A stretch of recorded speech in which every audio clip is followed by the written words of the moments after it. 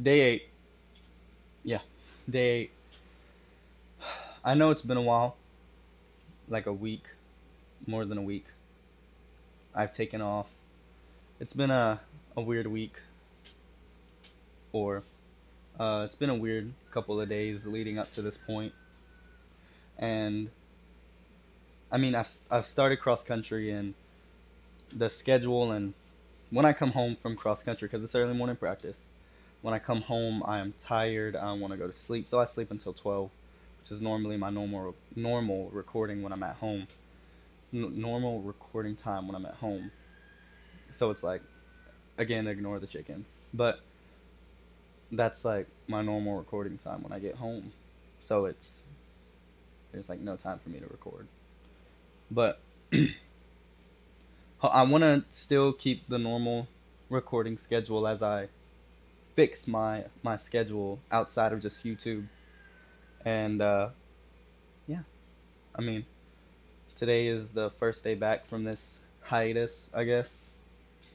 And I have a very good topic for today. My love for, well, the topic is letting go. I can't remember which video it was. If I go back and probably look at it. Forgiveness. I know we talked a bit about letting go in the forgiveness upload, but this is like diving deeper into the idea of letting go and the philosophy behind it. My love for modern lesson teaching media is like up here. I love lessons that can be taught from cartoons and stuff. And that'll be shown through the, I guess, example I have for today.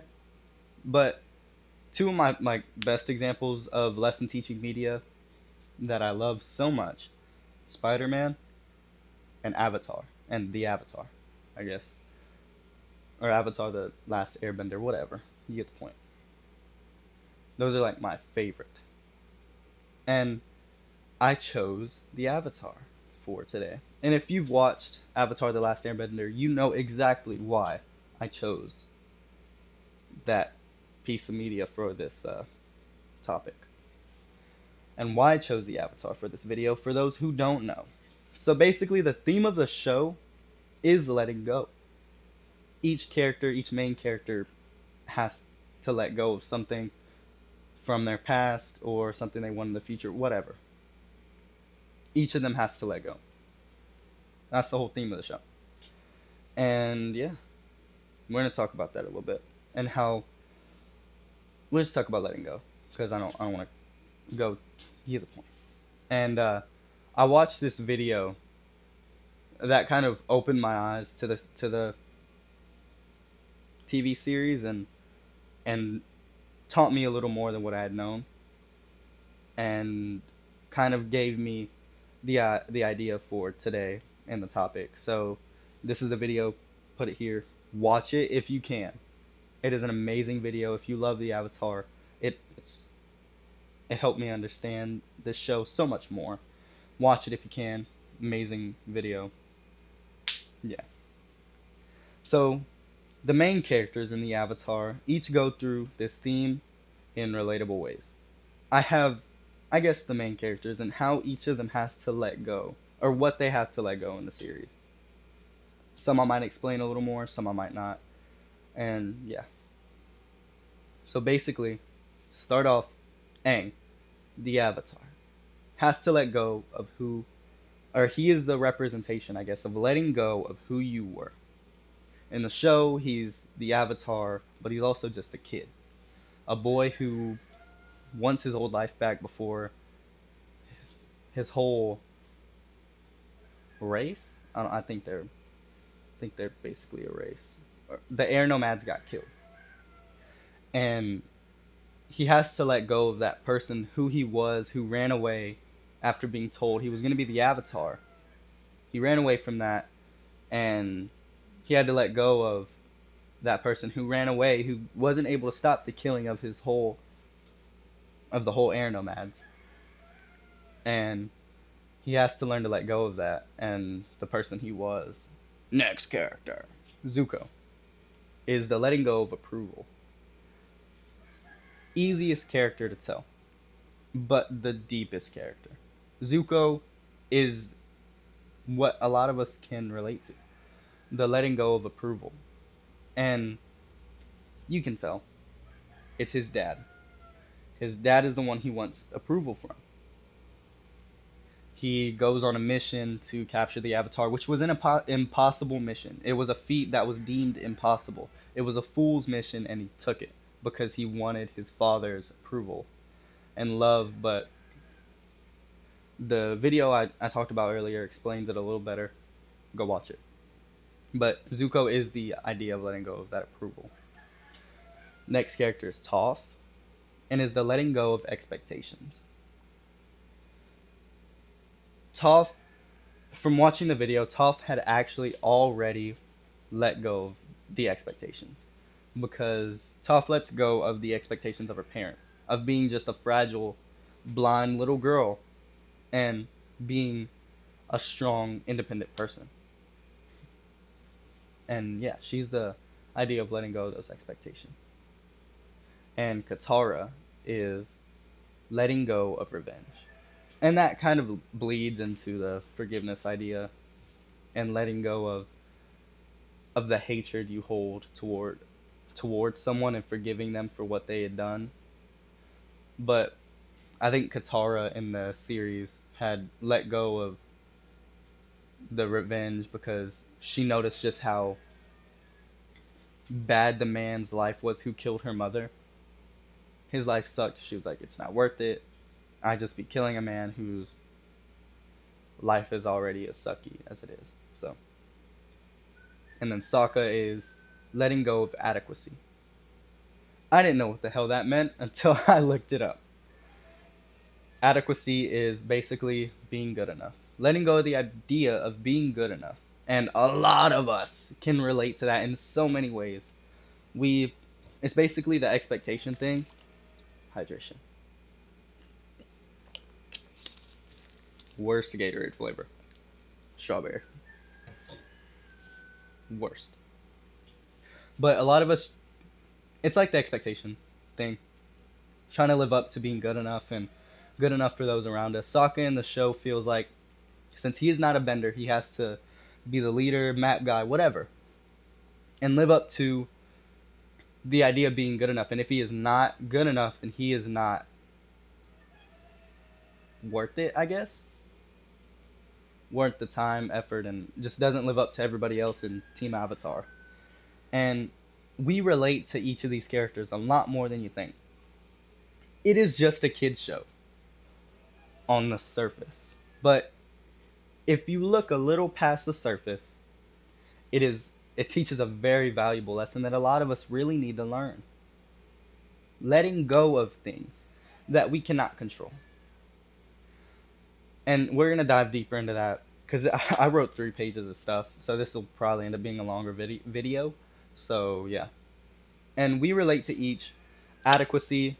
A lot of us feel like we have to be good enough in our daily lives, so we strive so hard, and just letting go of adequacy and feel like we are good enough.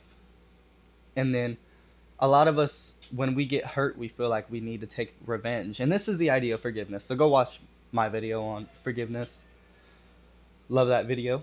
But a lot of us feel like we need to take revenge on those who have wronged us. But once you let go of that revenge and need for it, I feel like life gets a whole lot easier.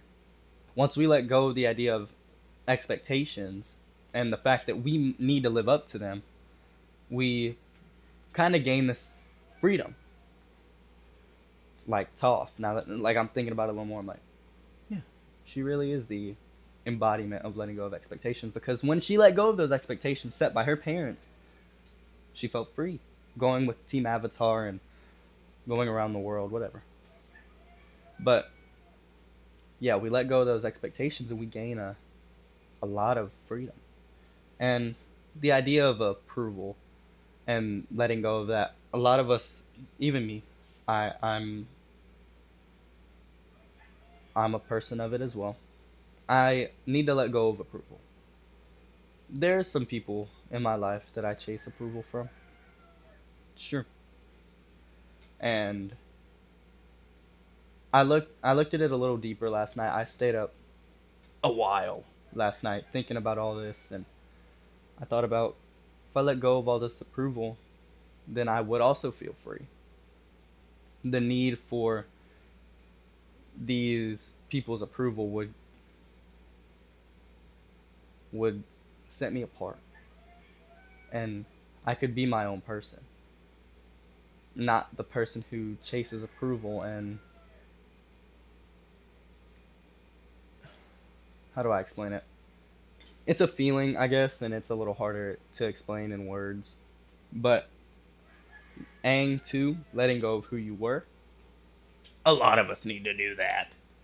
I do too. And a lot of us need to let go of what we were, who we were, and what we represented. We hold on to, I feel like we hold on to versions of who we were in the past because it brings some sort of comfort or just reason to hold on to the past when there was really no need for it at all. It just brings comfort and I guess a little bit of, I gotta think of the word, can't think of the word, but it's basically just comfort. But we relate to each on different levels, scales, and there's so much more we relate to on the idea of letting go and what we need to let go. But there's one character in the entire show who is the complete opposite of the theme and shows us what would happen if we never let shit go. Azula is the idea of holding on. She holds on to perfection, fear, invulnerability, and power. I mean, that's pretty easy to see. One episode, I think, I can't remember what it was called, but they were at the beach, whatever, Azula and Nezuko and her friends, whatever, Mei and Ty Lee. And in a social situation where she's stripped of her title, being a princess, whatever, once she is stripped of that, she is powerless. And when she does not have her power, she feels like she is no one. So she kind of tries to gain power over the situation. Tries to gain power over. I like blanked. Tries to gain power over the situation that she knows that she cannot control, but in any way, shape, or form, she will try to find it because that is the person she is. She feels like she has to hold on to that power because without it, she does not know who she is, and she'll break. Oh, I'm dumb. But later on in the series, when Zuko and Katara have to fight Azula after being after I think she was crowned Fire Lord, she breaks. Azula breaks because she was stripped to a mere title as Ozai was becoming the Phoenix King or whatever. So she ends up breaking. She sees her mother, who she really has been chasing this affection from because she never really had much affection from Ozai, whatever. Hydration break too. And when she just is stripped to that mere title, she's no one. And she understands that she understands that, so she begins to break and you see the cracks in who Azula really is and her personality. And if you go watch that video I was talking about, you'll really see it more and a better explanation. But she is what we will be as people if we don't let go of things. There's so many things we can't control in our daily lives, like outcomes and so much more. And if we hold on to, well, we'll talk about that later. But if we hold on to so many things and we feel like we always need to be in control, we will break. Because, let's get to it, actually. I keep saying we'll get later on in the video, but this is actually the topic. So, yeah, Azula is the idea of what happens when you hold on to things, and you will break. You will break. But there was also another video I watched that taught me a little more on the idea of letting go. Here's a video. And the video taught me a lot of things. I think there's what? One, two, three, four, five. 5 points, basically. First one is the idea of letting go, or it taught me letting go of holding on to the desirable outcomes opens doors for life to give you what was really meant for you. And this is a quote I got from the video. It's like trying to catch a river with your fists. The more you squeeze, the more the water slips right through you. If that doesn't make sense, it should make sense. But the harder you grip on to things you can't control, the easier it is to slip right through your hands. Because you're holding on to it so tight, it just goes right through. And I was thinking about it after my cross country practice yesterday, and I was walking home, and I was like, well, I'm a person who loves to try hard for things and try to get a desirable outcome. Perfect example. Try hard in cross country, go to state, win state. I'm not winning state this year. I'm not that good. I'm not that good. And I know it won't be possible, but to say I make it to state would be nice. But I don't know if that is going to be the outcome that comes out of all of my hard work. And I thought about it, I was like, well, wouldn't that just be I forgot the word. Wouldn't that just be like counteracting the whole philosophy I have for myself? Is try hard and you will get what you want. And I was like, yeah, it kind of does. It contradicts it. There it goes. Contradicts it. It contradicts it. And I basically changed my whole philosophy yesterday because it was like, oh my god, it's standing right in my face. Okay, hold on. Try hard for what you want, but in the end, the outcome isn't up to you. That's what I told myself walking back home yesterday. I was like, I can try hard for what I want, and I can make the odds more favorable. It could go from 40% out of 100 to 70 out of 100, but the odds shall never be 100. No matter how hard I try, the odds will never truly be in my favor. And that's okay. Once I let go of that desire for this certain outcome, I can live with I can live with a certain sense of freedom that I'm not just holding on to this one thing. And I can know that life has other things meant for me. And if I keep clinging to this one idea, then I'll never see what else life has for me. If that was really weird, it's like one path and a bunch of other paths, I guess. But yeah, don't hold on to the desirable outcome so much. Know that it is not up to you. It will never happen just because you want it to. It's up to life. And if you're religious, then up to your God. Second point. Let go of the need for the certain in life. Some of these sound pretty similar to the last, but I think they're a little different in their own ways. It's a pretty long quote I got from the video, but I really did like it.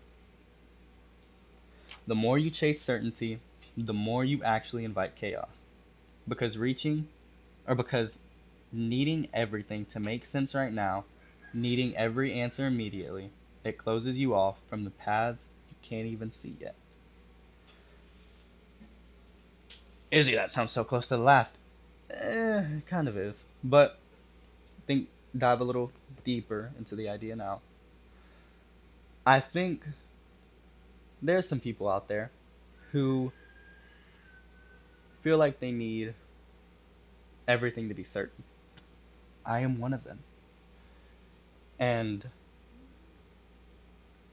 it's like, Okay, perfect example. Rebecca is a go with the flow kind of person. Sometimes. I'm more of a planned person, have this. If we were to go on a date and she's like, oh, I don't know where I want to go, I don't know what time. I want to know where we're going. I want to know what time. And I think, kind of taking up from the last point, letting go of the need for the certain in life, like knowing the time and knowing the place, gives me that kind of freedom. Going with what life is putting towards me or handing me. What situations are going to come because I decided to let go of what I needed to be for sure in. And Rebecca is a sometimes is a very good example of this for me, and that's why I say she's my better half. Shout out my best friend. But I also had a person in my life who was like this, and they were even worse than I was. They had a certainty, or they had a need and a want for the certainty about their future. I know I feel like you might know who I'm talking about if you've watched past videos, and I talk about this person a lot because when I actually not a lot, it was really with the forgiveness and letting go. But this person will never let go of their future. They work so hard to make certain of what they want in the future. But I always thought that was such a weird thing. I mean, how are you ever going to be for sure about anything? The future ceases to exist until that moment. That's a whole different topic. I'm not even going to bring that up yet. But we're not ready for the future yet. But that person is building, like, I guess, stepping stones for it. But as they build those stepping stones, that's probably not the best example. As they build those stepping stones, they try to make sure that everything is set for their future. It will not happen. I'm sorry if that person ever watches this. It's not going to happen. Because it's up to life. And the chances of it being certain and working out is slim. Because it's never up to you. And I'm not saying it in a manner that kind of puts anybody down. It's not what I mean. But I think you got to understand, anybody, not this isn't just directed towards one person, but understand that there are so many things that are out of your control. Basically, the next point. Trusting the uncontrollable in life by letting go. Okay. This kind of goes back to the last point, but it's whatever. We're going to keep talking. Everything you force, this is my idea. Everything you force and grip with the fear of it being uncontrollable is the trust you don't have for life to bring good to you. And that's kind of the future, You don't trust in life to bring you good even after all the hard work you put in. Then if you hold that untrust, then you're just living your life in fear because you want this to happen, and if it doesn't happen, if you're holding on to it and it doesn't happen, then that just kind of ruins you. It can ruin you. And that's why I feel like the idea of letting go of the things that we can't control is such a good thing. So, yeah. Trust what life is going to give you and trust the uncontrollable that life puts in front of you. There are so many things we can't control. The future, things in the moment, people. We cannot control people and what they think about us. And a lot of us do try to control that by being people we're not. Being being people we're not. Putting on a front, a mask, and being different people we're not instead of being upfront and honest with certain people. A lot of us do that. I see it a lot in the place I live. I thought I was like, I'm wearing the shirt to my high school. I see it a lot where I live and where I go to school at because a lot of people aren't honest in who they really are and who they want to be. And it's just because they want to control what other people think about them. Excuse me, but fuck what other people think about you. You are your own person. You need to be that person. And trust the uncontrollable. Life gives you situations that are uncontrollable, people, the future, and there's so many things that if you just trust in, then I keep saying it, but you will have that freedom that you've never had by just holding on. Holding on is just, and you'll never have that freedom because you're so stuck and attached to one thing. Once you let go, it's flowing, I guess, with life. Next point. If you haven't noticed, this is the fourth point. Excuse the dogs, I think I can hear dogs. But the more you loosen your grip, the stronger your results become. Quote from the video, and I thought, well, it makes for a pretty damn good point. And this kind of goes back to the river thing. The more you loosen your grip, the stronger your results become. And I also kind of got this from that video. The less you panic, the more you open. The less you chase, the more you attract. The less you grip, the more you grow. To start with the chase one, I just thought about it. I was like, oh, if you're chasing one thing, then you're only after that one thing. You're not thinking about what else could come towards you and what other opportunities are coming. You stay towards that one thing and you're like, oh yeah, that's for me. But if you let go of what you're chasing, then you notice, I guess, all the other opportunities that life is putting towards you. And the less you grip, the more you grow. Again, the river thing. You let go of trying to grip the water. You let go. The more you can grow because of the opportunities around you. And the less you panic, the more you open. This one I felt kind of hit. I'm a person who panics a lot when it's uncontrollable, and even I know it's hard to trust in life and trust in what life is going to give me. But if I trust that it brings good to me, then it could all be okay. The less I panic, the more I can open. And instead of being scared of what is coming towards me, I welcome it with open arms. And it's another last quote, or last point, I guess, from the video that it taught me. Life rewards those who are willing to trust it with open hands. Trust is letting go. Once you trust something, you let go of the past and the fear of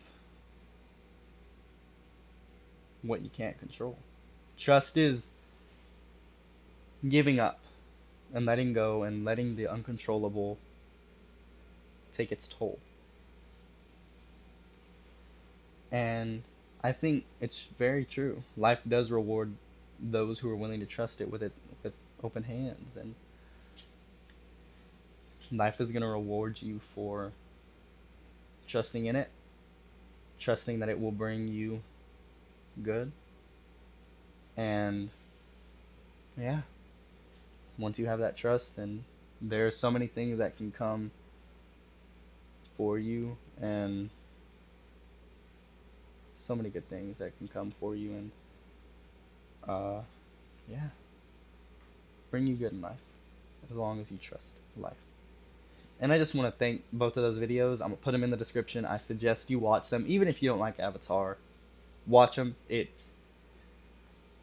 Watch both of them. They're very good, amazing videos. Go watch them.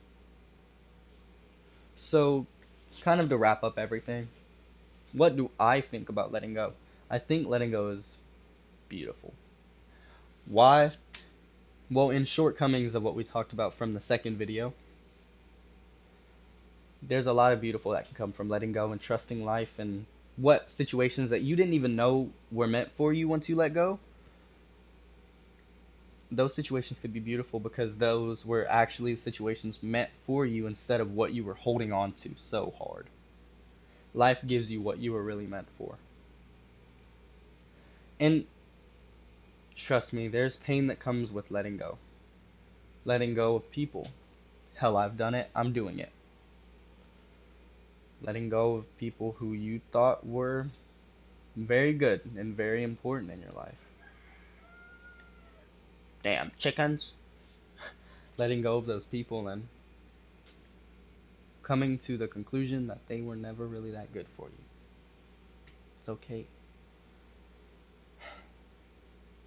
And there's more pain that comes with it. Like with adequacy, letting go of that idea, you'll never be good enough. Yeah, you'll never be good enough.